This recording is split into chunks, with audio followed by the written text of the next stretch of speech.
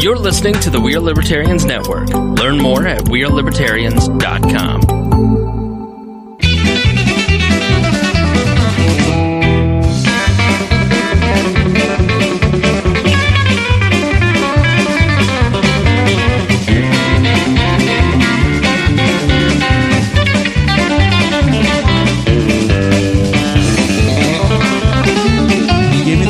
Welcome to the Boss Hog of Liberty podcast. This is episode number 132 of East Central Indiana's favorite podcast.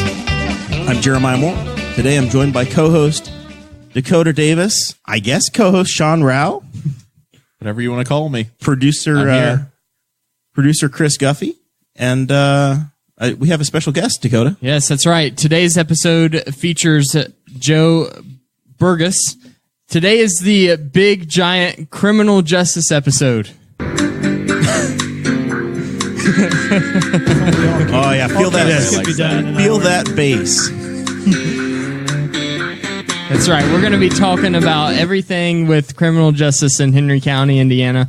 We're going to be talking. On one side of the table, we have the Henry County prosecutor Joe Bergacs. I am so proud to pronounce his name correctly the first time. And we have Liberty Defender Sean Rao on the other side of the table. Keep your shirts on, gentlemen. Yeah, we don't have. This is not wrestling. I expect a clean, fair fight. No kidney shots. No, this is costing us $700 an hour. You better stop with the cheap jokes. Yeah, that's right. One of these guys works in the private sector, and he's expensive. Yeah, that's true. If only my rate was $700 an hour. We're going to be talking to these guys about how the criminal justice system works on the county level, and then we are going to see if there's anything that can be done on the side of the courts to try to alleviate the crisis of the Henry County Jail. So make sure you stick around to the end to hear all of those dirty details. This show is about our lives in rural Indiana. We're here to push your boundaries and make you think as individuals. Sometimes we're going to warn you. We're going to provoke you a little bit. Other times we'll make you laugh. Hopefully, you'll always learn something new. I think that'll happen today. My goal is to provoke Dakota today. That's really the sole goal in all of this is just to provoke Dakota, and then just anything after that's just gravy on the biscuit. You provoke me just by sight. Just missed you so much, buddy. Just stop touching me. Yeah. Bad touch. Joe, I have something to talk to you about. Let's just see how many crimes we can accumulate today, and just see what it's going to take. I told you. So we have some people to thank. Over on patreon.com/Boss Hog of Liberty is where you can go to support our show. We deliver this media to you for free. However, if you pay us monthly, then you are put into a super secret Facebook group, and you also get a private RSS feed for your podcast catcher. And that is where you can hear the bonus recordings that we do every week with our guests in studio for about 20 minutes beforehand. We also give you access to all the show notes with links to the sources that we use to write the show notes. And if you're above $50 a month, then we promise to give you a shout out on the show so the world knows how great of a person you are. The first up is our other favorite lawyer, who is from all the way in Hawaii. Former prosecutor himself. Yeah, that's right. Mr. Craig DaCosta. We also have Christy Avery from all the way in Fort Wayne. And then, of course, our favorite car dealer, Jonathan Phillips. Over at Andy Moore GMC. That's true. We also have some T-Chip stores if you want to get some Boss Hog of Liberty clothing items. You can find those tchip.com/BHOL1, 2, or 3. And I bought 2 shirts today. Did you? I bought my fall BHOL 3 from the BHOL 3 collection. I really wanted the BHOL 2, but I'm offended at the font. Well, it's not the font I told you to get, and it doesn't look anything like the thing we were trying to do. And this is my public place to gripe and complain. It's literally the exact same font. It can't be. From the Adam Sandler shirt you sent me. I think it was caps on the Adam Sandler one, and it was you had lowercase. Is that it? It did not look good. I put it in my font. I put it in the font finder. So yeah, I think we have to try it again. What they give me. If we go caps, I'll buy it. Okay. I will go back to the well and I'll buy it. But you got from BHOL 3, which is the stuff that we promise is ultra premium beaver fur from right here in Henry County, softened and pre-shrunk. Mine's going to be long sleeve and in the black. So I waited until the weather was supposed to turn so I could wear the long sleeve and in the crisp fall air. Smart thinking. That's why you make the big bucks. I didn't need to be wearing the long sleeve black shirt in June. I'll tell you that. All right. So now we have a portion of the show where we're going to introduce our guests. Sean. Yes. You need no introduction. Sean, you're co-hosting, so if you could introduce yourself, that would make it easier for everybody else. I said that we should make you officially a co-host in the show notes because I'm game. Danny Morrell is listed as a co-host. Oh. But you've been on like six more times than he has. After this is over, I have a Danny story for you, Okay, Sean. excellent. He's got an exciting day tomorrow. I love Danny stories. Yes. And then, Love running into of him. course, to my left or the camera's right, we have Joe Burgess, and I'm going to keep saying your name until I mess it up, okay? You already did. Yeah, you just Burgess. Gosh, All darn right. it. Doesn't make a difference. Oh, well. My mom found out she was a Morrell after about 6 months of knowing my dad.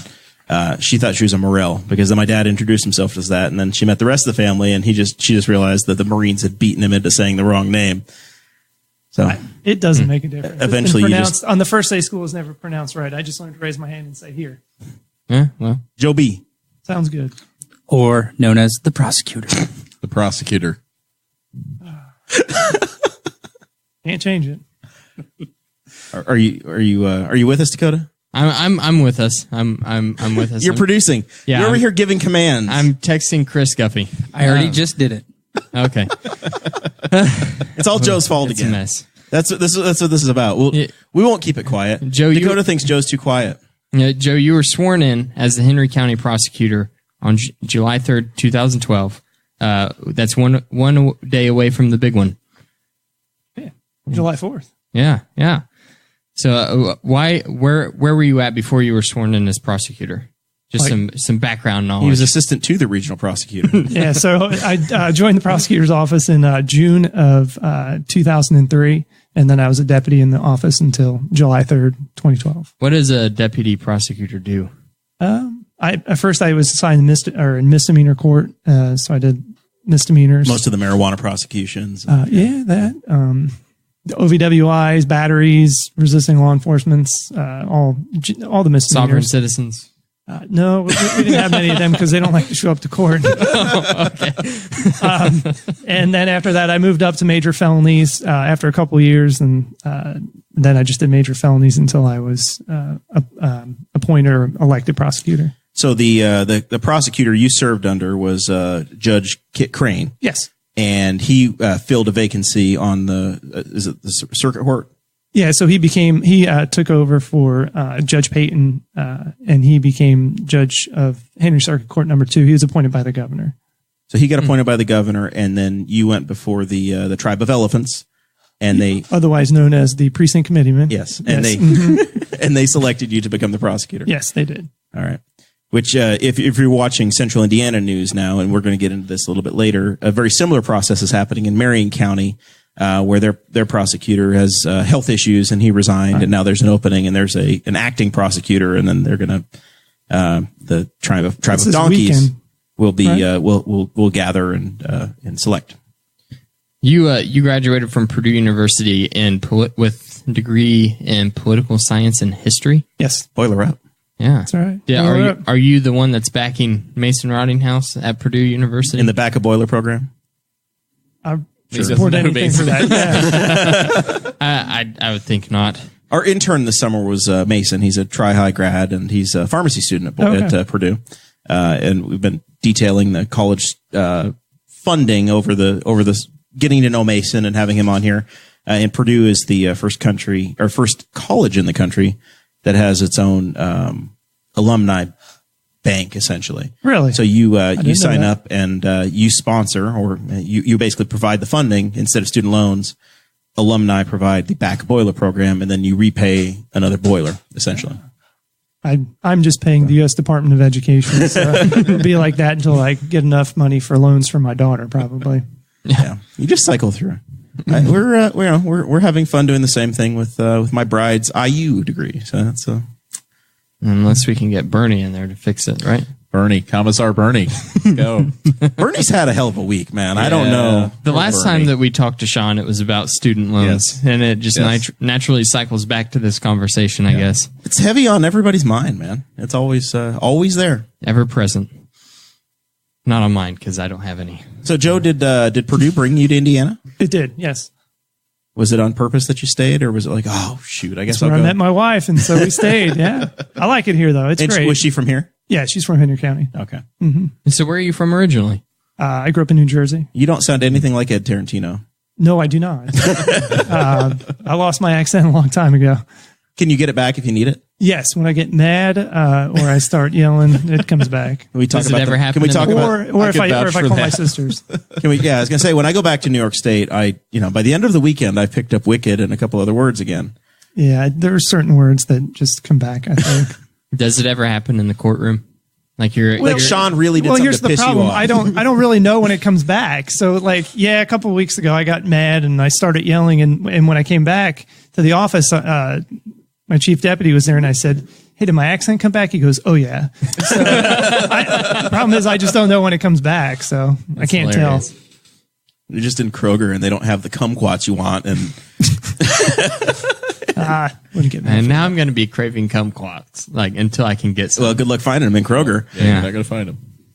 You got to go to the Oldie. Darn it.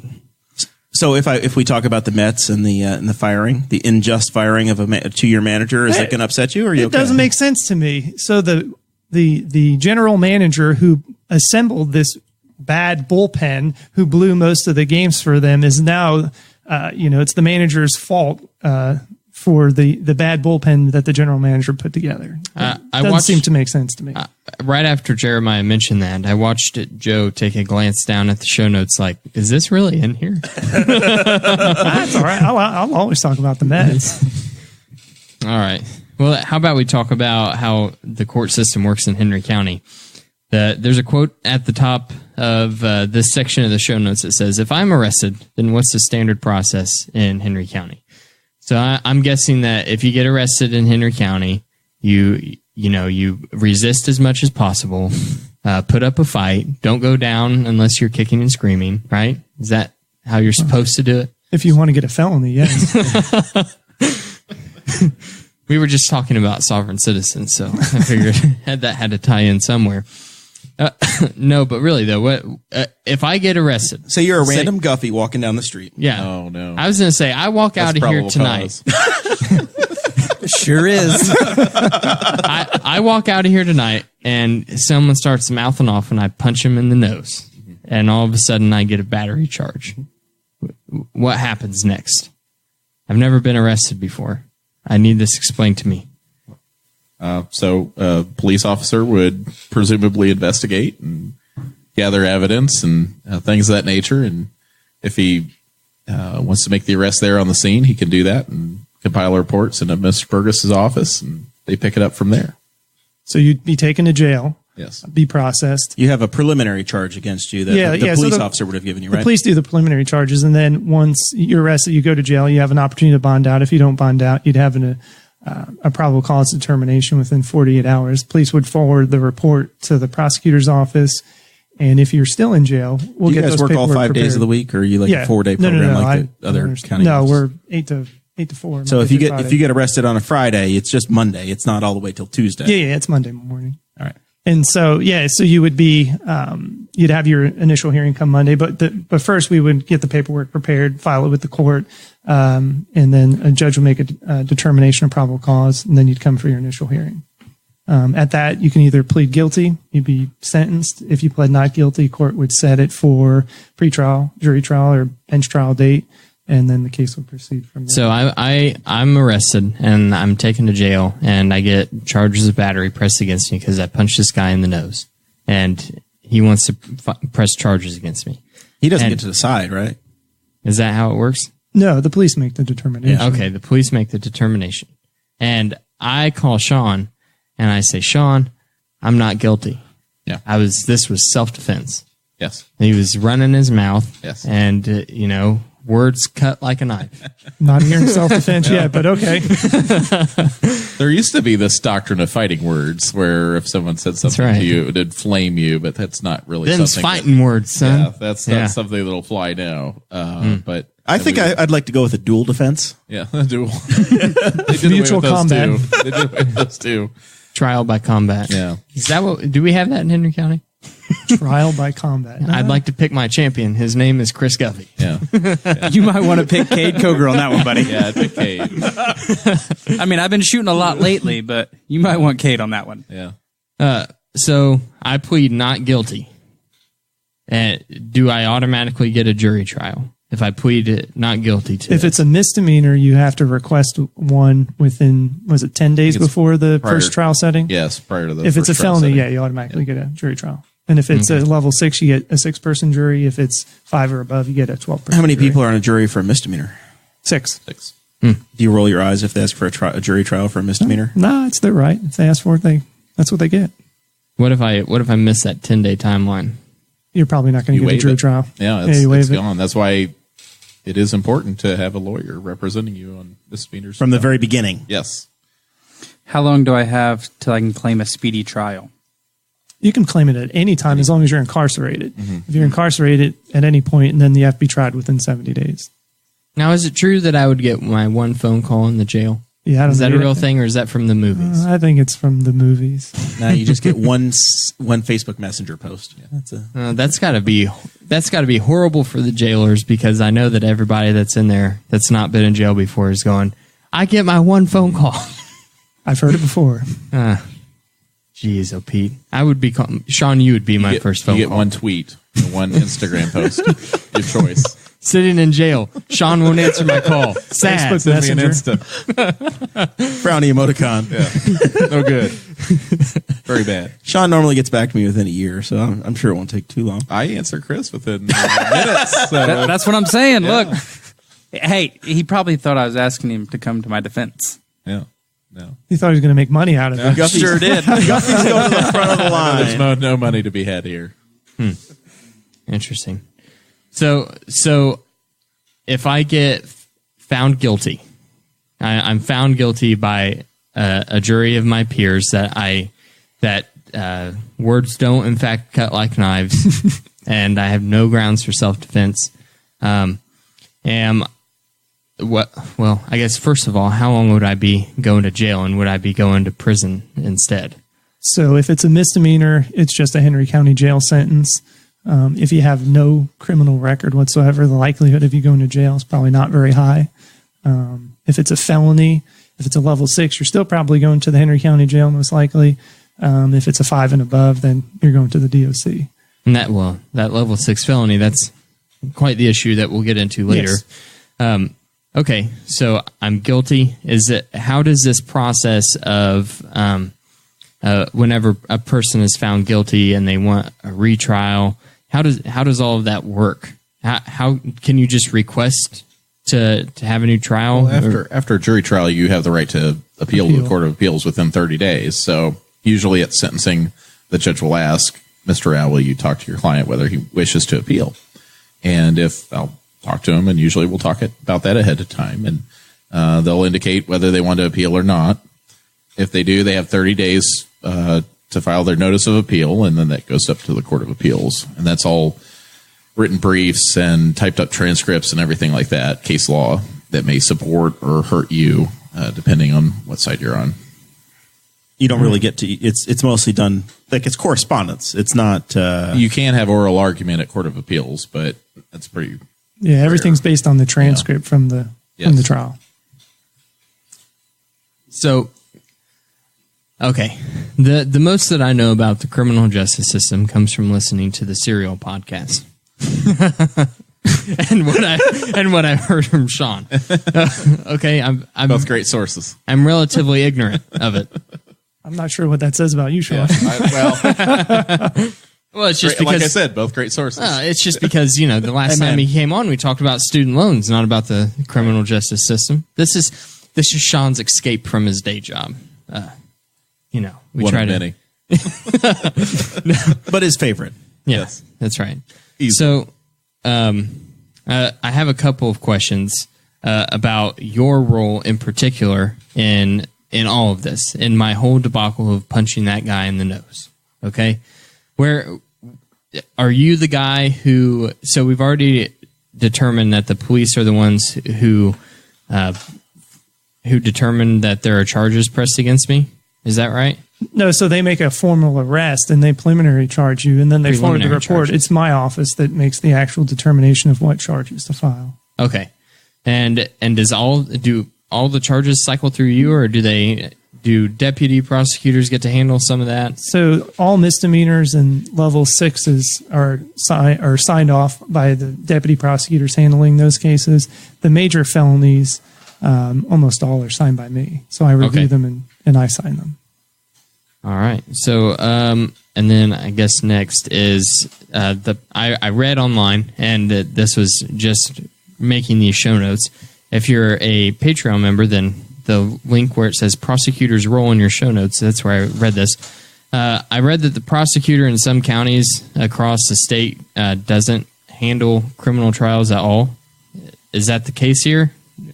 Like, do I just sit at my desk and do nothing? No. Well, as in being in the courtroom. I think it probably depends upon the size of your county. Yeah, I think that's true. So, like in Rush County, they only have the prosecutor, chief deputy, and then one prosecutor. So I know in many counties small like this one, the prosecutor takes an active role. I take an active role. I tried 2 jury trials within the last 12 months. And so no, I handle cases. I think that's important. I try to work with all the police as well, especially on the major felonies. In fact, my phone's been ringing twice here while we're sitting here with the police officer calling me. So I don't. I handle cases. I have a caseload, clearly not as big as some of the others because I am running the office doing other things. But okay. So if we're talking about the percentages of cases that get settled or dropped or go to trial, actually having a jury trial or a bench trial is probably the vast majority. No, it's pretty rare. Almost all cases are resolved by plea agreement. Vast minority, yes. Yeah. I mean, and it's just simple math issue, right? So, I hear people complain about plea agreements, but really they're a necessary evil of the process. I don't have last year's numbers, but the year before when I did it, I think we filed 2,000 or 2,200 cases, criminal cases, misdemeanor, felony cases. And so if you think about it, we only have 3 courts. You don't have the bandwidth to handle all of those. You couldn't, really the question becomes then, if you have 3 courts and you tried 1 a week, which is, would be, I'm not sure it's possible, but assuming you could try 1 a week, not taking out some weeks the judges take vacations, you might be able to try, I don't know, 150 a year. Something like that. Yeah. So out of the 150, you're going to try, those other, 2,000 cases. What do you tell those people? Sorry, I chose to do these, only do these 150 cases. So it's just a numbers thing. And the other thing is, like Sean and the other defense attorneys, we all have a good idea of what we think, a judge might do. And so we kind of figure that part out. Also, you look at a case and some of them are strong, some of them are weaker. Sometimes there are issues with the case. And so all of those things go into playing as to, how may we resolve this case in a way that's efficient and good for the system and good for victims. Okay. So you have the power to decide what charges are brought against a person that was arrested, right? Yes. The formal charges. So if say a cop arrests me because I punched that guy in the nose, and you start looking at the details of the case, and it seems like maybe that guy took a swing at me first, and you disagree with the police officer. Do you have the power then to drop the charges that are against me? Yeah, sure. So, if I read a case and for whatever reason I decide, I don't think we're going to file this now. Maybe he arrests you, but I want more investigation. So, I'd have the power to say, okay, if you hadn't bonded out, I want you to release him now because I'm not going to file charges, and I'd like it to be investigated further. And at times, I don't know if you do now, but the investigators have had the prosecutor's office has had investigators as well. Butch Baker had served as a prosecutorial investigator in the past. Yep, and I have one now, Scott Pinkerton. Yeah. From the Pinkerton Detective Agency? Sure. That's what his invoices say. Yeah. All right. Those are all the questions that I had for you about that. This cleared up so much for me. That's all you wanted to know? That's about it. As far as like how the process goes I think it's a pretty good understanding of what the general steps are. Sean, do you have anything you wanted to add to that before we about the prosecutor's role in the justice system? I mean, really just how it works in general, like all the things we talked about. I mean, he has broad discretion, and the voters decide who's going to have that authority. And my opinion has been, I've been doing this for 7 years. He uses that very appropriately, and but the way a prosecutor in this type of county should run an office would be to be available for the trial work. And as well as Joe's been a great supporter, a huge part of drug court and veterans court and those problem-solving courts that we're both there for every Wednesday and Friday. And I honestly, it's one of the best parts of my week because we're not at odds with each other. We're trying to find solutions, and we're trying to find the best thing for people, and when people mess up, their consequences. But that he's taken absolutely an active role in the justice system, and I think that's what a prosecutor in this type of county can do. I don't think you can be hands off in this type of county with our resources. I think you have to get in there, get in the mix, and do battle sometimes. And he does that. Awesome. Yeah. So I do have a hypothetical. Uh-oh. So you said 150 is what actually goes to trial, and the others. No, I said that's the max you could. That's the max That's you the could. cap you could. Okay, so what if like 500 people, how about 173 people, the jail-ish, all said we want speedy trials? Well, speedy trial combined. rule says so you have to try them within 70 days, absent any delays caused by them or for calendar congestion. So if there's a trial going that day, it'd bump everyone off, and there wouldn't be no. So if it bumped it past the 70 days, it would be okay. It wouldn't count against the state. I was trying to think how to cheat the system. All criminals demand a speedy trial. There's an out carved into it. But if you look at the population of the jail, those are not all people that are awaiting trial. Some of them are serving sentences as well. Mm-hmm. And you've got some of those numbers now, or you looked at it? No, today, I just looked at it because one of the questions had to do with, and if you want to get to it later, but it had to do with the possession of marijuana cases. And so I was looking, that's a misdemeanor. How many misdemeanors do we actually have in jail, just in jail by itself? Now, I only looked at those who are pretrial or had some issue, not the ones who've been sentenced, because I'm not there that often, but I don't think there's many. If there's any, it would surprise me right now. But when I looked, we only have 9 people who are in jail right now on a misdemeanor charge. Out of those 9, 5 of them are just misdemeanor being held pretrial. The other 4, 2 of them are in there because they committed a misdemeanor, but they're on probation. So the judge issued, I think, a no hold bond or a no hold warrant on them, or no bond warrant. No bond. And then the other 2, they were out on bond on a misdemeanor and committed a new offense. Or no, the one guy, he was out on a dealing conviction or dealing case, and then he allegedly committed a misdemeanor, and so therefore he's being held. So there's only 9 misdemeanor type cases out of 199 in the jail. So of those 9, half of them are there because a judge has forced them to be there. Yeah, exactly. So there's 5 total that are taking bed space. All right. So I actually just thought of another question. And it has to deal with, whenever you were talking earlier about, how everybody can kind of work together within the criminal justice system. Like you're saying, and Sean knows kind of how judges will react to certain different charges that are being brought against an individual. And I mean, obviously everybody gets a feel for different situations in any job, but do you think that can also have some sort of an impact on the quality of service that, say, a defense attorney is giving to a client in that case? Not necessarily. I mean, I could say with confidence, this is where I practice. This is where I've worked for 7 years. I know all 3 judges very well. I know their tendencies as far as sentencings on the different types of cases. And if you're convicted with your type of history, this is what I expect. But if you go to trial, here are the points that I think we could try to make.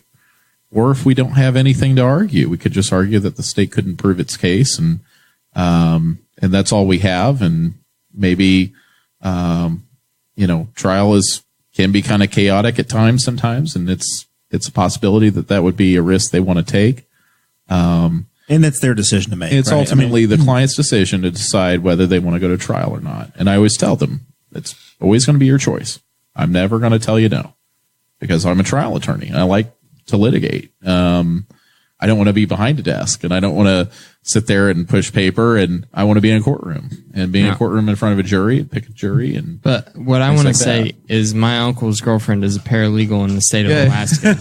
You like that joke? Yeah, I love the things that annoy me. Pet peeves are usually, my uncle's an attorney and he says that I should do this, and it's some your guy, uncle could be like the Alaska. He could be like totally a tax different area. attorney. He's the patent attorney. Yeah. Yeah, it doesn't matter. It's like, well, if his opinion is so great, go hire him. Right. That's a pet peeve of Especially mine. if they're from another state where the laws are different and the practice and procedure are different. It's just, I'm getting, my girlfriend thinks this is too bad or whatever. It's just, okay. I mean, I've only went to college, went to graduate school, went to law school, practiced for 7 years. But you have Google, so it's fine. It's like, it's probably, I don't know too many doctors, but I'd imagine they have similar scenarios with their patients. It's like, well, Google says I have full body cancer. It's not Google. And it's like, well, it's WebMD. WebMD says I've got just all these problems, doctor. It's kind of like that with clients. The way I do it is that if you invest time with them in the beginning and you show them that their time is valuable, you care about them, when the time comes to make a decision, they'll go with your advice 9 times out of 10. There'll be times where I want a trial, and I'll tell them, I don't think that's the best play here. If you get trial, you're looking at X. Yes. And if you don't do trial, you're looking at Y, which is a whole lot easier. And a lot of times, it's also the known versus the unknown, right? Yeah. So you get a plea agreement where you know the outcome, whereas if you go to trial, you don't know the outcome, because if the jury convicts, then I'm going to assume that the sentence is going to be greater than whatever was offered. Right. Yeah, we all do these calculations in our mind of, okay, we're in front of this judge and bird in the hand. We think this is where he would be, so we're going to be here on the offer, and how can you bump that offer down a year or whatever? And that's how plea negotiation I know works. that Joe has had the Pinkertons working on this case. So, and that is another thing you always see in like Law and Order and Matlock and stuff. Yes, Matlock. Always good to be your guide for the legal system. I prefer Better Call Saul. That's my. You always see the two lawyers that are negotiating agreements with each other. Is that what you two do? Do you? So what'll happen? That's a real thing. They just decide people's fate down at the McDonald's at lunch. What'll happen is that Mr. Burgess's office. Mr. Burgess's office will make an offer, and I take that to the client. Is it like in a secure email, or is it like Hillary Clinton style, where it just comes to Sean at gmail.com? Gmail, yes. Through Facebook Messenger. Come on, we don't need encryption. We're not doing state secrets here. It's going to be public record at some point anyway. So he sends me an offer. I take it to the client. Client will say, "Okay, I'll take it," or they'll say, "No, I'll see if you can do a little better." And so I'll say, "Well, why should he do any better?" Well, because I've only been in trouble one other time. Okay. And so we kind of ping pong back and forth until either we come up with an agreement that'll work for both sides, or sometimes negotiations fall apart. They're too far apart. He may be at 20 years. My guy may be at 5 years. There's no split in the difference there. So we just like 12 years would be good. Well, I mean, in terms of that's where he wants to be. This is where my client's firm, and they're both firm positions. So it's sort of like going back and forth as far as negotiation. And, But you don't have a mediator that comes in and mediates. Oh, I would love to have a mediator. Actually, no, we are the mediator. Yeah, I was going to say, you have amongst ourselves. Yeah.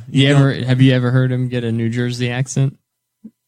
I have heard a little bit, not directed at me, but we have a good relationship. But I've heard a little bit here and there. But I bet he had a New Jersey accent with Takuma Sato took out the field at Pocono this year. Yeah, I was not happy.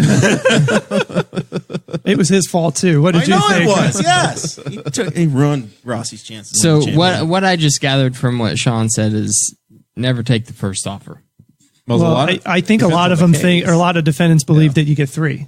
The 3 pleas thing is also, it's like is that a code inside the? I don't know where they come up with it. It's not true. But that's what I hear. It's a lot of rule of 3s type things. 3 continuances, 3 pleas, those types of things. Stop spreading those rumors. I've never heard. I've never heard jail. of 3 pleas. I don't know what that is. So the thought is, or the urban legend, it's not like a sovereign citizen thing, which we could talk about sovereign citizens because I find them really funny, but. Until you have to prosecute one, and then until you have to prosecute or represent one, yeah, for that true. matter.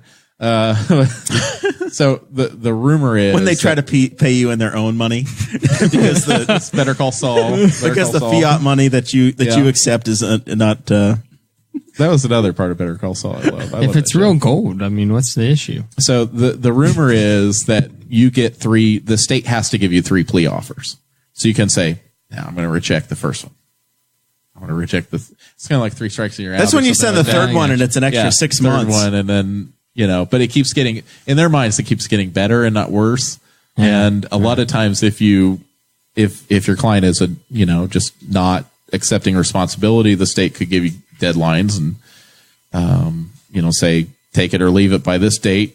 If you don't accept, then we're going to file for a habitual offender enhancement or something. You start getting additional charges piled on. Well, it's less carrots, more sticks. They could have filed. Tell me about how he really treats you. There's less carrots and more sticks. Great. But we do that. We say, okay, here's the offer. If you don't accept it, then we'll add this enhancement. For either side to negotiate, somebody has to have leverage. Right. So, I'm arrested, and and all of a sudden Joe gives an offer that says that it was pretty bad. You broke that dude's nose really bad, and we could tell that you were obviously enraged, and we don't want that on the streets, so we're going to put you in jail for a year. Yeah. And I'm like, dude, Sean, 3 months. Let's shoot back with 3 months. And we try that, and then if that doesn't work, we just either decide. And Dakota says, "I'm too pretty." Well, a lot of that depends too on the severity of the crime, right? It's a lot easier to negotiate a misdemeanor than it is a major felony. It just is. It's not like I just murdered 2 people. Come on, right.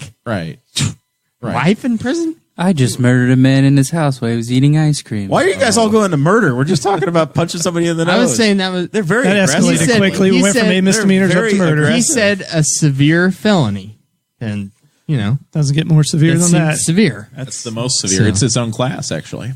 Murder. Well, now, so jury trial. How do you guys? What's your process when you're selecting a jury? What do you look for when you're like, I don't want that guy on the? Well, I'm looking for people who I think are pro-state or pro-victim. Sean's looking for people that he thinks would be good for his side. Sovereign citizens. I just no, I don't know that they're good for anybody. For me, sounds like I'm getting dismissed by Joe real quick. For me, it depends on. It's your last name. I go through the jury list and say, "Oh, that's a Guffey." No, he's out. No, I wouldn't do that. We get jury lists and we look at them. I mean, when I was in law school, I took a trial advocacy class, and there were certain things that they would say, "Oh, you should look for this," or this person may be pro-state, this might be pro-defendant. So there's a little bit of information in those jury lists that you kind of use as a guide as to what you think somebody may or may not be good. But really, the thing is, in jury selection, you get to talk to the people for about a half hour, and you just want to get them talking, get an idea of their background. You're looking. You don't want somebody who's going to dominate the room and annoy people, probably. So you don't want that dominant person. So you're just looking to try. Do you want the guy that says, "I firmly believe in jury nullification"? Well, we don't talk about that because it really doesn't exist. We certainly don't want that. Determine the facts and the law. They determine the facts of the law. That's true. No, and Joe won't use me now. If I'm on a jury trial and not since you mentioned this. We want convictions. We don't want jury nullification. The entire Boss Hog of Liberty, we're out. Well, it just depends on. I'm sorry, I just read the Constitution. It's my fault. Please continue. It depends. The type of juror I want, it depends on what type of case it is. If there's a lot of scientific evidence, I want these scientific, type people. Nerds. If it's nerds, if it's, a young person that's like been mad and hit somebody or something like that, I want young people. And I try to, the way I look at it is I want my demographic to look as much like my client as possible. A lot of times that's not really possible, especially in Henry County. Yeah. But Your average age of your juror I'm is trying 52. to get someone to empathize with my client. And if you're from a different walk of life, the likelihood that you can empathize with some other person is a lot lower. I probably couldn't be selected for a jury if you were the defense attorney. You can? I mean, since we're such good friends. Well, yeah, if Oh, but listen, the it's a judge small will town. ask There's us only if we know each 50,000 other, people. yeah. As So long you've as you got- say you can be fair and impartial Yeah. and make a decision based on Magic the evidence you words. heard, Magic you just words. get struck by the state as a peremptory, not a challenge for and cause. is it really the judge that makes the call if you have an issue with one of the so jury you get members? So you get two types of strikes. A peremptory in a 5 or above, you get 10 peremptories. In a misdemeanor or level 6, you get 5. And you can strike them for basically any reason except for a suspect class: race, religion, sexual race, religion, national origin, age, whatever. Some of those things you can't discriminate based on those reasons. The biggest one is race and gender. Batson, I think, is the race one, and so you can make it for that, or a challenge for cause. So you get somebody it happens a lot in like sex offense cases. You'll get a juror who's either been a victim themselves, known somebody who's been a victim, or even known somebody who's been accused of a crime. And there's a that type. questionnaire that comes out. Yeah, exactly. That you're revealing this information Yes. if it's pertinent. And so if they answer those questions, yes, almost always they say, I don't think I'd be a good juror in this case, or I don't think I can be fair and impartial. And then those get struck for cause. And you get unlimited amounts of those. You can strike them for whatever reason. You typically don't tell people what the trial is as they're showing up, right? They know they're in the pool, and then they come and find out that day. Yeah, they get read the charging information when they come in for jury selection. So one of the first things the judge does is he goes through and then he'll read the charges. So they'll know at that point what the case is about. But when they come in that morning and they answer that 3-question questionnaire, they'll know it's about a sex offense at that point. I gotcha. I've only been selected for jury duty once, and I never got called. I've I was never so been selected. disappointed because it was only Have you been called? No. I got called once in Rush County, and then I think they settled the morning of the. So I was in the courthouse waiting, and they just kind of had us milling around in the Rush County courthouse, and I think they settled before they actually did anything with us. So we all got paid our $10. Mine was only got like the day off work. a year after Sean gave his speech at the Libertarian Party convention and talked about the importance of juries. Yes. And I was like, ooh, this is my time. This is my chance to make a difference in the world. And then I never got called. No, if you really want me to strike you off a jury, just wear like a Blue Lives Matter t-shirt or something like that. Jury selection that pisses me off so much. It's just like, come on. What about a MAGA hat? Does that on. work? It's not as much. It's just mostly like just. You're going to be super pro-state if Might you as wear well a Blue just Lives say Matter just shirt. wear a shirt that says not guilty or or guilty or whatever. I mean, it's just The sort of cop thing, was but- always right. What about a shirt always that right. says that? I like it. That would make. I did that have- would cause a good I debate. did have someone Maybe, wear a Blue Lives Matter t-shirt to jury selection. Did you really? Yes, it was upsetting to me. Was that Because I not like- in Henry County? Is that the It deal? was in Henry County. Was he also wearing a hat that said "Come and take it"? It was. It was just like, okay, I don't want to be here, so I'm going to wear this, and surely the defense attorney's going to strike me. They were smart. They probably paid extra to get the shirt delivered on time. Did it on purpose. That's why I was like, I don't. Amazon Prime. It just That's came why I in was 2 days. upset. Yeah. They're like, come on. Of all the shirts to wear that day, that's the one you chose. It's my regular Okay. Tuesday shirt. What's the problem? Pretty good. It was in the rotation. That's what it was. All right. Old boy. Gentlemen, it is a quarter after 8 p.m. We need to talk about the Henry County Jail. There's been so much going on in the past couple of weeks. I think there's even things going on at the courthouse tonight, right? Talking about the council is hearing arguments for and against a tax increase to raise the county tax by 0.2%. of an income tax. Yeah, 0.2. It's weird because And- Chad joined the chat. Maybe it's next Thursday. I don't know. It's probably next I want to say the Thursday. 17th. Yeah, I was going to say it's probably next I month. don't think The anything's going on 17th is tonight. not next week. It's the week after. Yeah, I want to say the 17th. I know I that because thought it's it the was day this before week. my anniversary. God, you're so Thursday. good at this. Yeah. I have a lot to learn from you. I'm only a year married, so I haven't messed up in the ways Number you think I 16. should. Yeah. But anyway, the Henry County Jail, we've talked about it so many times on the show. It's horribly overcrowded. There's really bad conditions. It was a huge issue whenever Jeremiah was running for county council in 2018, and it continues to be a major issue. And what Jeremiah's kept saying in your campaign was, keep electing these same people, your taxes are going to go up. Yeah, here's my deal. The county, I don't know, 4 years ago now, passed a public safety LOIT. It's now it's not an option anymore, so it's not a LOIT anymore. It's just a LOT. Lit. Yeah, lit, not a LOIT, whatever. It's lit. It's lit. Get lit. So they raised your income taxes for that, and that was kind of a stopgap. And now we're looking at Henry County, the jail. We've talked about that for the last 100 episodes on this program, about the issues that we have over there and how something's going to have to be done. And we are, it looks like the county council is now at the point where they're going to vote to move forward with a 0.2% income tax increase, which I campaigned against last year. Most of the candidates tried to say, no, I'm not sure I want to do that yet. Tap that line, but here we are. It looks pretty imminent. I think, Jefferson County, I know Vigo County, and I know Hancock County all passed it. They're getting a jail for it. I'm afraid Henry County is getting ready to pass it just as a good faith effort to show a federal judge, hey, we're trying something. And I'm just not convinced that we're going to get anything for it. The public safety, you don't have any real assets or many assets other than a few cars to show for it. It's just been filling budget holes. I'm Chad not sure. Malakote was at a meeting for county jail overcrowding task force. And this is like a statewide task force for overcrowded jails. And the fact that exists tells me at some point the state is going to get involved with all of these issues and try to help the counties.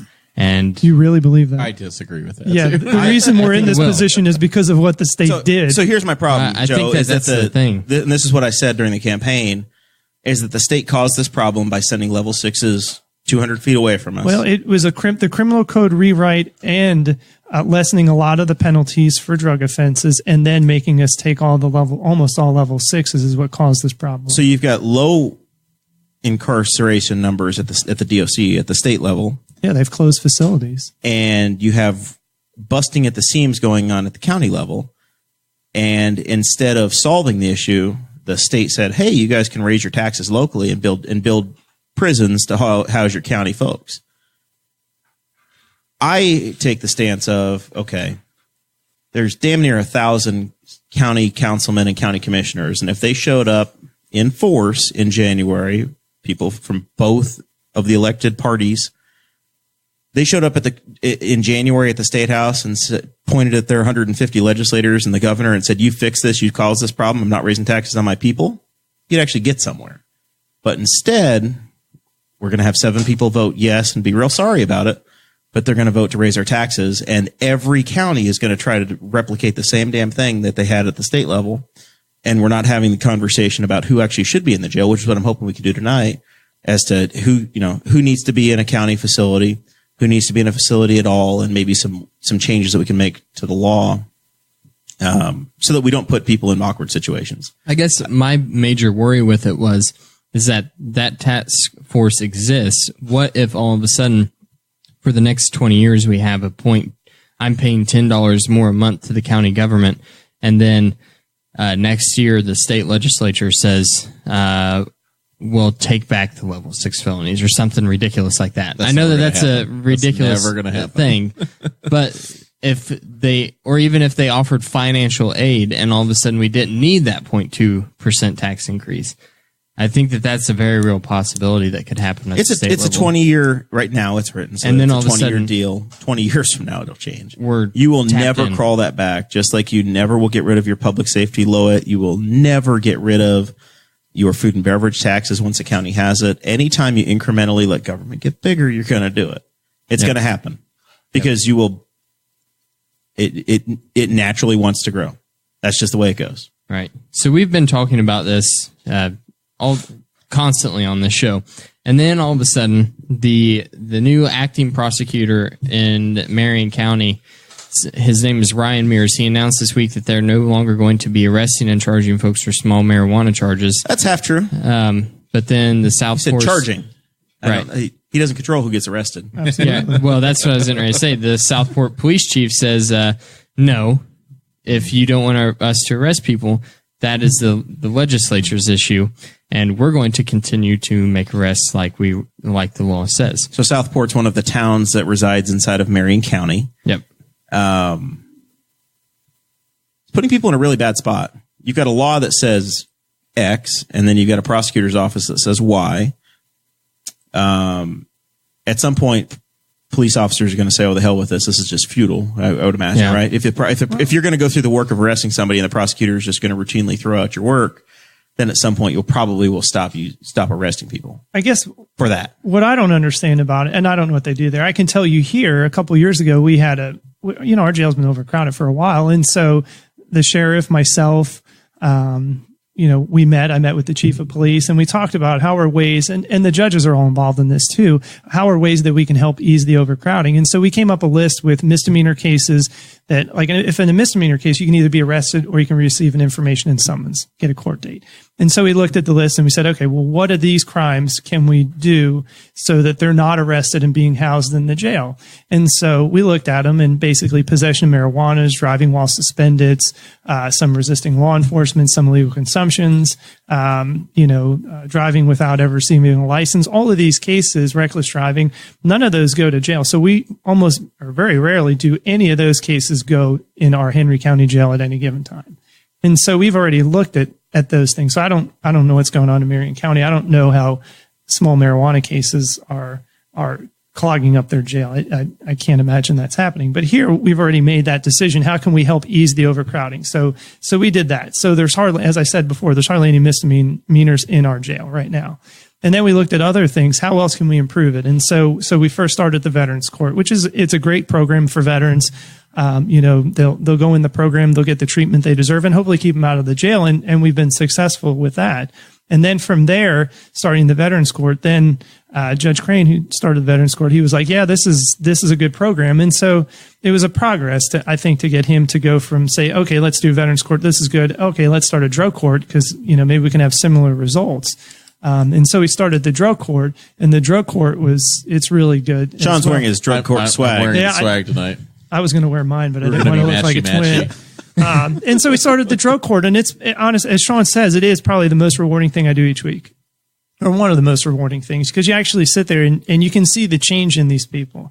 And so it's been real beneficial. And so we've been doing things to help ease, the problems at the jail.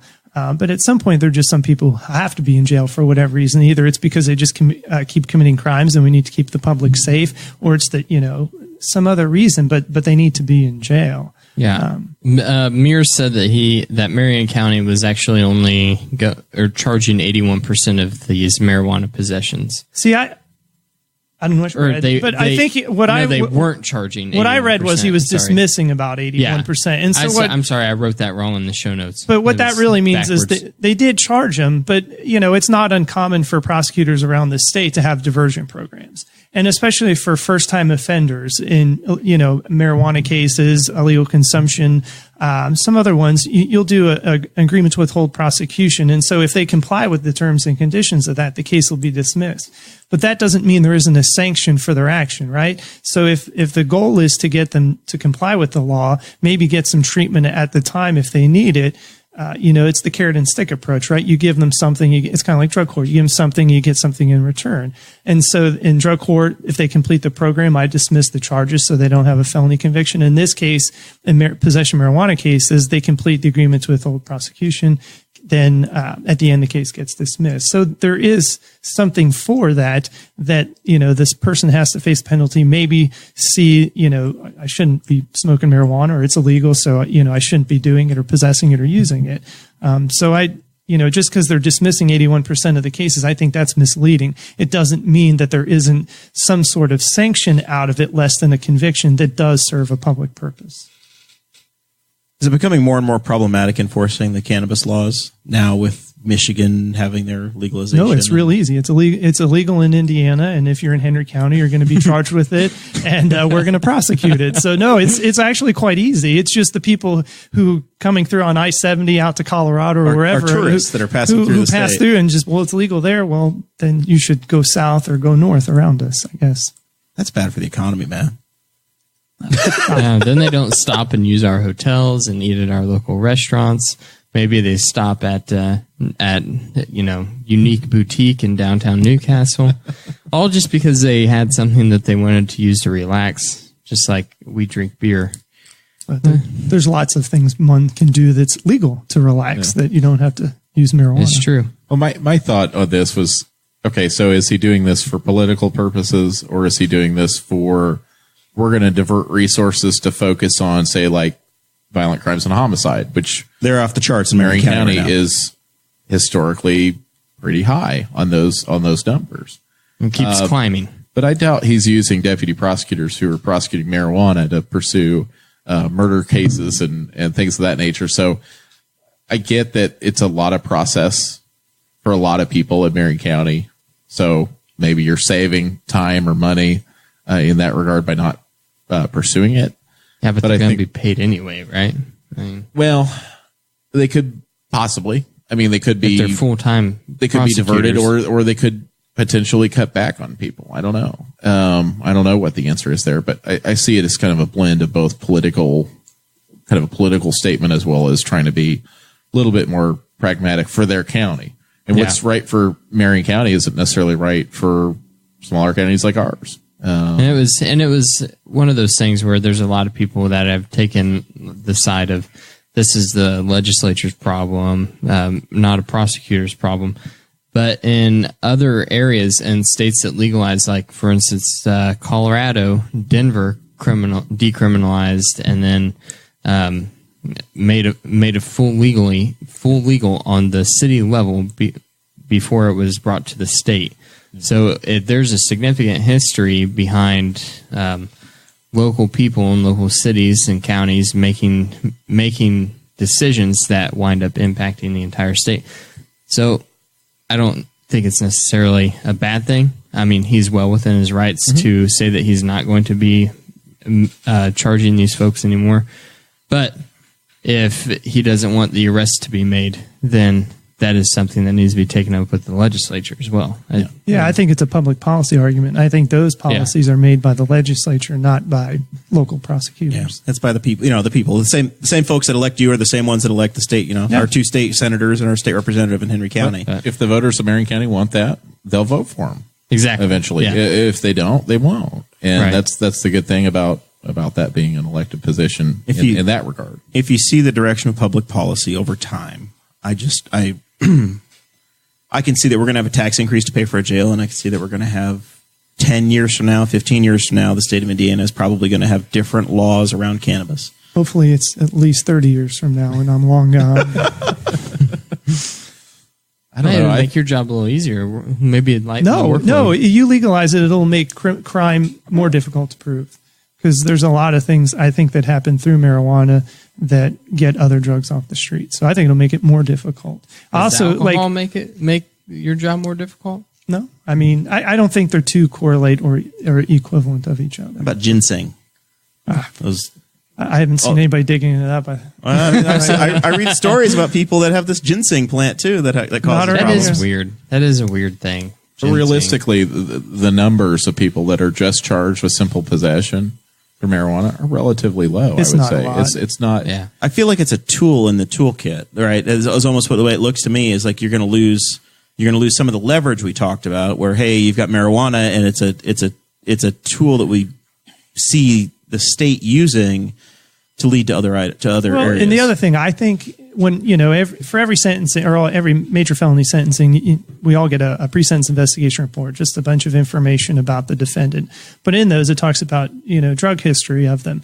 And I can't, almost every single one that I've been involved in, they always start with marijuana and they move up. And usually the governor of the state of Indiana has the same background, and so does Mitch Daniels, the president of Purdue University. There's a whole lot of people that have that on their resume. Not me. You just deal with the bad eggs. One bad Skittle, right? But I think that this idea that we have all these people just only charged with marijuana and they're all sitting at the jail, I reject that. But yeah, and that's what I've heard from. And from a defense perspective, folks. we can figure that one out. We can figure out B misdemeanors and A misdemeanors. Like that's not the root cause of our problem. The real problem is what the legislators did when they reclassified everything and they gave you the level 6s. Absolutely. So yeah. What if all y'all prosecutors, 92 of you, showed up at the State House in January and said, hey, 92 prosecutors, 92 Will you go sheriffs. protest for us, Joe? I'll go with you. I'll drive you down there, man. The criminal code was not our friend from the prosecutor's office or the reform. It made our lives more difficult. There was a period of time before the change in the law that our jail was down to I think it had 60 people at one point. And then when I was a kid, Kim Cronk was sheriff. Henry County was making money off of empty beds from other counties. And we've had this flip. By the way, I think the sheriff said that he's going to pay $40 for St. Joe County, but I heard Rush County is only 37, and they're a whole lot closer. So I got a coupon for Rush County. Yeah, my dad's on a merit board guy down in Rush County. I know the going rate. I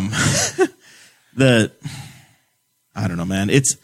I really do feel like that if the county elected officials from the county councils that are expected to pay for it, the county executives and the commissioners, the prosecutors and the sheriffs, the people we've elected, if 1,000 of you guys turned up in January, there'd be a lot of TV cameras and there'd be an ability to affect some change. But instead, it seems like the councils are going to vote 7-0 and say they're real sorry and raise our taxes, and we're going to end up with a whole lot of little jails locally instead. Pretty much. That's the way I see it. We were looking at the regional jail, and which failed. I was not a fan. Neither was because I don't think it makes sense for a lot of reasons. But now I did think of one good reason for it was if it's in another county, all those jail battery cases occur in the other county, so I'm going to prosecute those. That's true. Are you responsible for? Do you have to prosecute GEO issues at yes. GEO? Mm-hmm. Yep. Interesting. At GEO and the jail, both. So both the prison and the jail. Prison and the jail. So, last question, as far as all this goes, before we move into our final thoughts, is for both of you guys, if there's any steps that you guys think that could happen on the county level to alleviate the issues that you see with the county jail, what do you think they could be? I guess we'll start with Sean, from the defense attorney perspective. I guess we could revisit the bond schedule, see if that's something that we need to look at. We have a bundling thing, like buy 2 bonds, get a third free. Well, so we have a split bond schedule in our county. So part of it's surety bond, part of it's cash bond. So unless your attorney negotiates some other bond for you or something else, then you're paying a bondsman as well as a cash bond. I'm not opposed to that part of the system, but sometimes you'll have these bonds that are extremely high for people in our county. It's just not realistic for them to bond out. And the purpose of bond is to ensure that they reappear and not reoffend. So I think if we got a little bit more creative with those options, that may be something to look at, but also look at just expanding these problem-solving courts. And we've got a lot of interest in that. We've generated a lot of I think good perceptions, a good press, if you will. We were in the Courier Times. Travis Wyke, friend of the show, was there, did a story on our graduation program, and so you look like you had a very official job in the picture. I think my leg was in the picture, or maybe you were in the Middletown paper. Maybe I was. Yeah. I didn't see that one. Oh man, you got to take the Middletown news too. Okay. Well, all of our friends in the media. You had a very prominent photo in that one. That's excellent. So maybe I'll go down to Frost Framing. We'll have to go get it. We'll have to go get it. If we keep making these problem-solving courts as specialty courts, obviously we can't expect the limited number of judges in the county to take on all these different responsibilities. Mm-hmm. What would have to happen for us to hire someone that is over or I guess what would it take for the county to get another judge to oversee these specialty courts? Caseload. So it's the legislature has to. It's done at the state level. The state will then pass a law that creates a new court and then appoints a new judge for that court. And then when you do that, the state will pay the judge's salary, but then the county will have to pick up all the expense of the court and the court staff. And so that's the way it would have to work, but it'd have to start with the legislature first. Okay. With our case numbers, I don't think we're there. No. No. A city councilman is on the other side of that door, just texting us, just picking on us right now. It's happening. But no, I would looking at the bond schedule again and seeing if that's a possibility. But realistically, if we would have done something about this problem 10 years ago, we could be on the other side of this, and we could be housing other people from other counties, making money off of it. Just nobody was. Oh, are you for prison for profit now, Sean? Well, nobody's. If it keeps your taxes lower, willing are you? To be realistic. No, nobody's willing to be realistic about our situation, and maybe nobody saw the change in the Indiana Criminal Code coming. That's a possibility, because I think that was pretty surprising. We kind of got blindsided by that a little bit. Yeah. So I mean, the state representative that caused all of that left the office in shame, right? We don't remember that. Well, they didn't tell us ahead of time, hey, guess what? It's going to change. They didn't tell us anything. It's just oh, now here's the new criminal code. So Judd McMillan. This is all Judd McMillan's fault. He resigned, right? Yeah. He had a sex video. But he's the, this is why I have this show. Why resign over that? Well, there's no shame. Are we kink shaming now? Yeah. Listen, Judd McMillan resigned because he's a Republican and they're not allowed to have sex videos. Yeah. But Justin Moed, he's still a state rep because he's a Democrat and they're allowed to do that. Only missionary. Same thing that happened with Phil Hinkle. Phil Hinkle had to resign because he was caught with a boy in a hotel room, and he was. Well, that's a little bit different than the sex video. Well, I mean, he was 19. He may have been paying the gentleman for his time. Also a little different. So yeah, it's this is all Justin Moed's fault. And once again, I think if 1,000 state rep, Jesse Smollett's fault, Justin Moed's fault. No, I got it. You got it. Oh, I know. Someone else is laughing in their car driving to work right now. I understand. And I don't want to throw the legislature totally under the bus. Oh, come on. This is talk radio, Sean. Because they did a lot of things that I think improved people's situations. Don't worry. We'll get Tom Saunders in here the next time you host. There's no more minimally non-suspendable cases than drug cases anymore. And you're removing that did a lot to promote plea agreements. And that did a lot to promote plea agreements. The minimally non-suspendable portion, they took that out, which I think I think it should be up to the judges to decide whether someone should go to prison, not anything else. So, for those, yeah, I mean, I think it ought to be up to a jury. To sentence? Like in Texas with that police officer. Yeah, you're getting all my references tonight. I've been watching the news lately. Thank you. All right, what about you, Joe? I think we've done a lot so far. Like the problem-solving courts, I think, have done a lot. Originally, when we designed it, the judge thought we could do 45 participants in the program. We have about 20 now, I think, and it takes a better part of the morning. I think 45 is a pretty lofty goal. I don't know that we could accommodate that much. So, but doing that, I think the problem solving courts help it. I think the policies of those cases where, just citing them with an information and summons helps a lot. Of not having the jail have to process these people, not having them in there takes resources away from those jail officers there. So I think that's helped out. Other than that, I don't, we can get, what it takes is money. Maybe we could do something. I think there's a lot of people, not a lot, but there's some people in jail who really are just strictly have mental health issues, and they're in jail because we want to keep the community safe, but we have nowhere else to put them. And it's a bad situation for everybody. And so maybe if the legislature would, put some money towards mental health so we could help these people in a way that we're not housing them in our jail because that's the only place we can put them, that would go a way to help easing the overcrowding.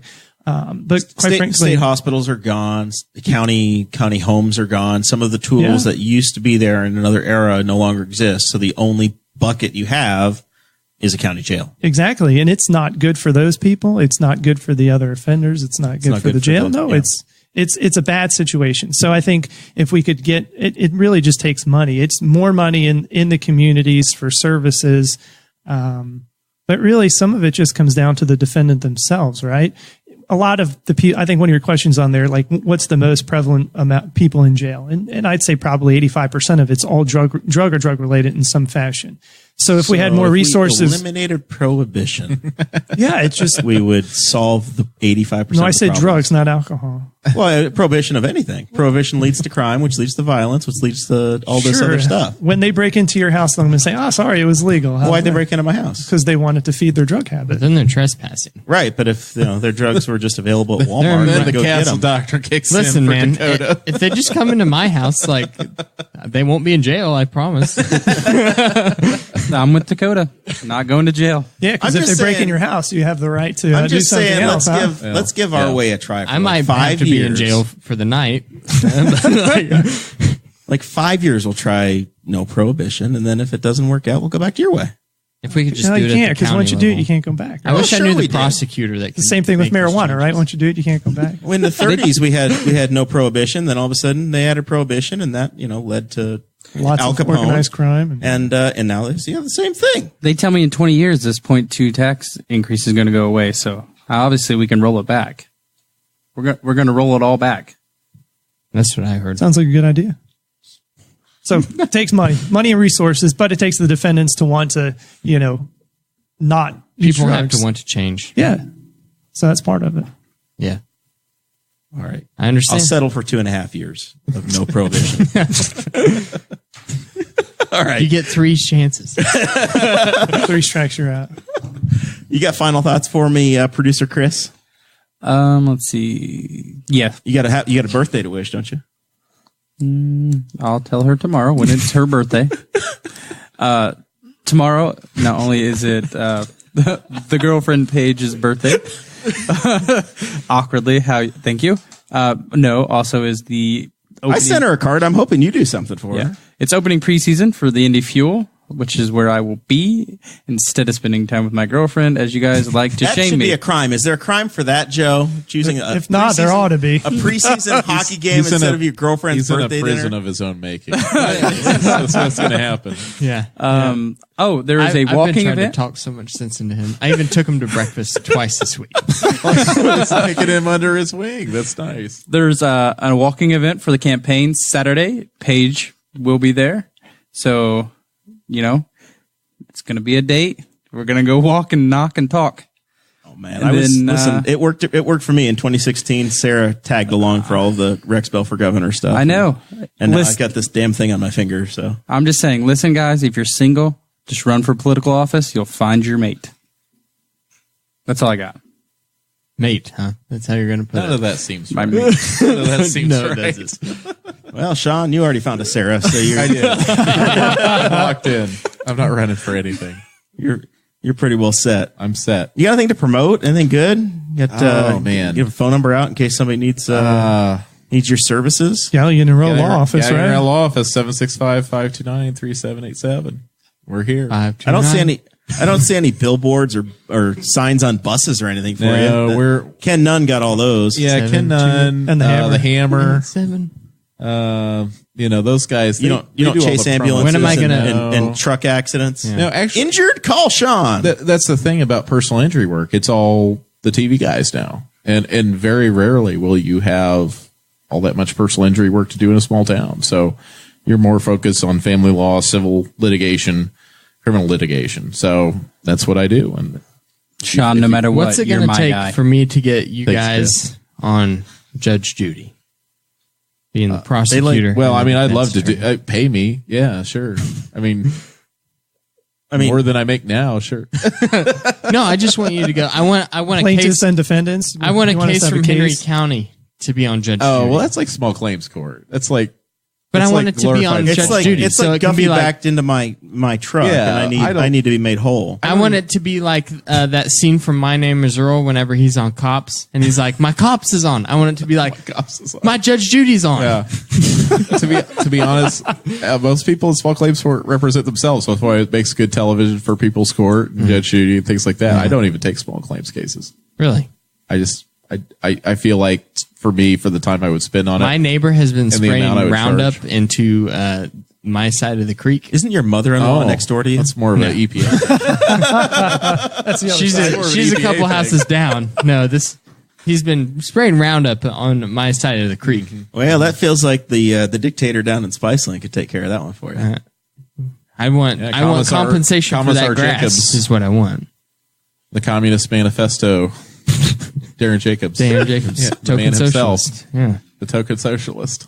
He can help you Darren out. Marks. Speaking of Darren, how's that going? You guys had an exciting planning commission meeting since we saw you last. Yeah, we did. Nobody got approved for anything. So Nobody got proof for anything. wind appears to be dead for a while. I can't really comment on that. That's an ongoing. It's always an ongoing thing. It's just, there was a resolution that was passed at the last planning commission. I anticipate that'll go to the BZA and probably have to be litigated. So Very fun. More money for Sean. that's all I have to say. That's all I can say. See, I'm good about this. I don't. You've been doing it 7 years. I've been doing this You for ought to know. 7 years. Yeah. Like a lifetime. If you're an anti-vaxxer. Yeah. Do you need to tell Dakota he's got to make a vaccination decision? Yeah, my kids had to have vaccines today, and my daughter went kicking and screaming. So just be ready for all that. So, It took myself, Like and just two like nurses you should to do if hold you're down my getting daughter. arrested. yeah. But the schools expect polio shots and things like that. And I like to not see her in like an FDR wheelchair. It's hard to find a good room for the iron lung. It's just, kind of outdated. Yeah. kind of played out. The iron lung. Yeah. Sean, this has been fun. I love being here, guys. Anytime. All right. Well, you never know when we might have an emergency You hit again. me up. I'm here. Yeah, try it again. Not you, Jeremiah. I'll hit him up. Yeah, He'll look, answer. you found He knows how to you get found the me. magic. You got him, Joe. I hope you'll come back. Thanks for having me. I Had a appreciate good time. It might be for IndyCar night next time. I don't know. Ooh, I like Oh, that. IndyCar night. Yeah, he'd Something be good good to for talk that. about. It's Dakota doesn't. We'll like to talk replace on Mike this. McCown.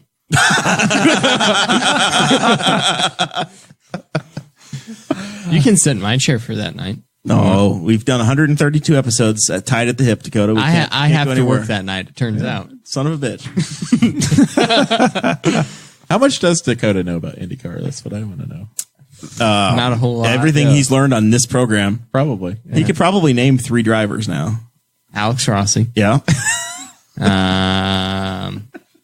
That's it. You don't even know who won the championship this year? I would know. Simon, Nope. Joseph, Nope. Don't know. that James. one. Nope. James Hinchcliffe. Yeah. Yep. And Elio, Nope. Mario. Scott. I know Mario. Tony. Tony. I know Tony. I don't remember his last name. I know the big tone man. Marco. Yeah. You know who Marco is? I know the name. Could you give me a based last on name if I had to? No. Takuma. Could you give me Takuma's last name? It was mentioned in the show. It was. It really was. He doesn't really pay attention. I to zone me. out to those in those portions. Ryan Hunter. Ray. What about him? Anyway. Anything else we need to know, Joe? I think that's it. Is there anything you need to promote? Um, Where can we find you if we want to reach out to you? in the prosecutor's office. All right. Don't bring your phone. I just slid into his email DMs. Will you please give your personal phone number to the 1,500 people that will listen? No, I will not. There's a reason we couldn't tag him on Facebook, too, I'm sure. Yes. Wants to be reached through official communications only. All right. Well, thank you very much. That's what Sean's for. Yeah. I'm a liaison. You consigliere. We appreciate you being here very much. Well, thanks for having me. I appreciate it. It was good and very informative, and we like to have our elected officials on the program. Dakota. All right. I have a couple of things that I want to point out. First of all, I want to say thank you. I have 3 people to say thank you to, other than our 2 wonderful guests that came on at the last minute. First, I want to thank God because he listened to my prayers on last week's show and is finally making the weather cool down. Yes. I thought this was about the gender time. reveal. Different. The second person, I thought it was a girl the whole time. We're having a boy. The second person I want to thank has to do with the gender reveal, and that would, of course, be John Montgomery from Montgomery Steakhouse. They were super accommodating to us in the back room. Let us pop a giant powder-filled balloon out in the backyard of the steakhouse. So it was really neat. I really appreciate them for letting us make a giant mess and bring in some of our own food and stuff. And we had cupcakes and things. And I thought you guys were going to great. do it with blue or pink colored cupcakes, but you did it with the balloons. We did it with a balloon. A big old balloon filled with powder. I messed up the first balloon and filled it with way too much powder. And it wouldn't float. With Is this the how you helium. shot yourself? Yeah, Float? it wouldn't float. There was too much powder inside of the balloon, and whenever I filled it up with the helium, the powder was weighing it down. Mm-hmm. So I had to make a second one. So I had an extra balloon. I took it home, and I was going to shoot it with a BB gun. So I nailed it to a tree to shoot it with a BB gun. Because I wanted to do a little something special for the Patreon folks. Oh, you did something special? Yes, you did. It was very popular. So I took the BB gun out there, the little Daisy. Yeah. It's a pistol. And this gun, I'll have you know, I've shattered beer bottles with it. Okay? It's a pretty powerful BB gun. I take it out there. Air rifle, pump, what are we doing? It's it Red Ryder? It's a pump, but it's a pistol. It's a handgun. So take it out there, and I aim. And I shoot, and it bounces off the balloon and comes back and hits me right in the gut. It made a great video. It's good content. It was hilarious. If That's you're good content. a Patreon member, I posted it in the Patreon group on Facebook, and you got to see that and laugh at me going, ow. It felt like a bee sting. And then the third person that I want to thank would be Mr. Rob Davis, who's a listener of the show, and he's also the owner out at Spiceland Wood Products here in Henry County, Indiana.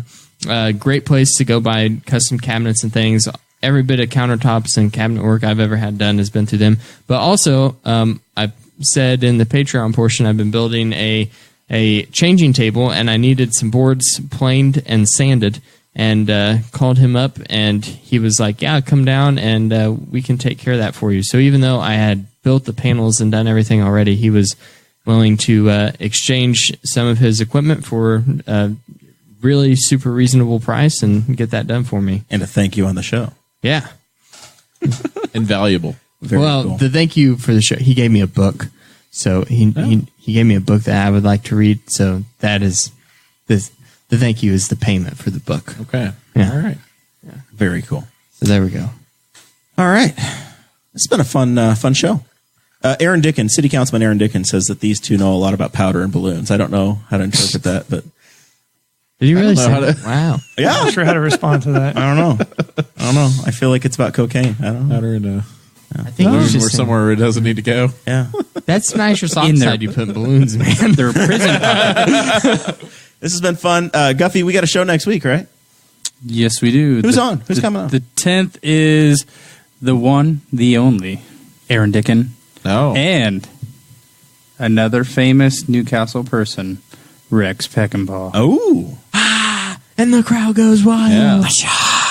The couple of the sitting city councilmen. So we will officially start our city council person conversation and work our way through as much of the Newcastle city government between now and election day as we can. With that, thank everybody for being here, and we will see you all next week. Thank you for listening to the Boss Hog of Liberty, which is part of the We Are Libertarians Network. I am Chris Spangle, and I am the founder of this network, and I invite you to listen to all of our shows, which you can find at WeAreLibertarians.com or by searching for these in your podcatcher. The flagship show is the We Are Libertarians podcast, where we apply libertarian principles to current events. The Brian Nichols Show is a conversation amongst Republicans, Democrats, Libertarians, Independents, as they talk about what is happening in the news. And we have many other podcasts like The Chris Spangle Show, Upward, The Cost, Raw Audio Politics, Miranda's World, and Tad Talk. which is quite a ride. So check all of these out. Go to wearelibertarians.com, and you can check out all of our great podcasts. Thanks for listening. Thank you for listening to the We Are Libertarians Network. Get our other shows at wearelibertarians.com.